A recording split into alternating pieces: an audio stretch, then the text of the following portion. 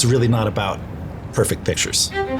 It's about building a story through photography, obstacles that happen in life, the everyday moments that are in between those, and trying to move forward in whatever way you can.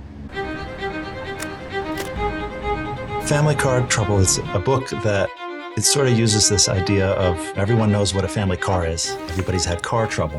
What happens when you put those things together? Family, car, trouble. And using things that we know and are familiar with to ultimately talk about things that are harder to talk about, which is family trouble. I've always been somebody who photographs the world that is right in front of them. So when I became a parent, that was the life that was in front of me. That was what I had to make the most of. It's not the birthday parties. It's not the ballet. It's just these sort of interstitial moments that happen when you're trying to get from one place to the next. So the first time I ever bought a car was when I had a family. Jimmy was the family car. It was a 1993 Volvo 940 that I originally purchased shortly after my first daughter was born.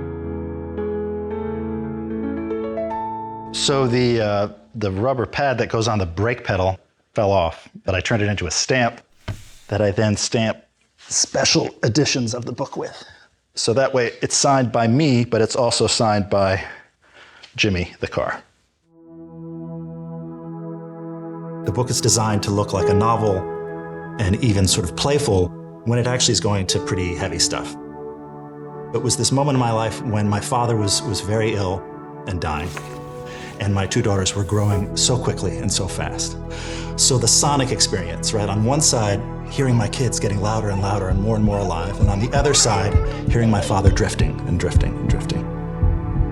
When my father got sick, he was pretty quickly given about 9 months to live, but he ended up living for 9 years. I had so many beautiful goodbyes with this guy.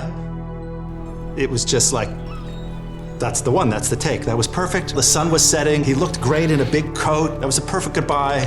Thinking like, that's probably it. No, another 3 weeks, another 2 years. It did feel a little bit like Groundhog Day. Every time I would visit, I'd make a picture of him, and he would always be present and there for me. So after he passed away, I had all these pictures. Making the book was a way to take this experience that I had lived through that was so difficult and to tell a story. The act of photographing something is life-affirming. We're getting ready to move and leave the country, and I had to decide what to do with the car, and I just didn't want it to sit in storage. There's a young man who I've known since birth. He was the first child born in our friend circle. That's Jimmy from that weekend we were all together. Yeah. You're probably 12, 11, something like that? Less. Less? That jump seat was so great, the way you guys all piled into it.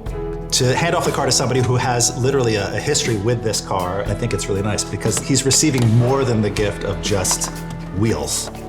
He's getting a car that somehow is connected to his own family's history.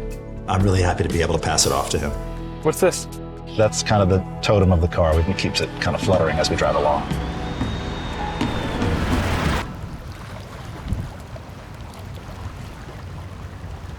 In addition to my practice as an artist and as a commercial photographer and editorial photographer, I also teach. Most of what we do as photographers is fail, all those lousy pictures. But along the way, some of those failures are the pictures that lead you towards making a successful photograph. When you're driving, you are looking ahead. You're making a plan. This could go left, this one could go right. How far ahead is my exit? What's happening behind me? So using all those skills that you would use to drive a car is how you have to inhabit space with a camera. When you work together, you get to have a colleague who watches your back. It's a very physical relationship that has to be conscious of everything that's happening around you. You have to anticipate the turn. So this is the last picture from the book. My two children outside, one arms up looking to the left, the other one looking to the right, preparing to move forward in other directions. There's no real resolution.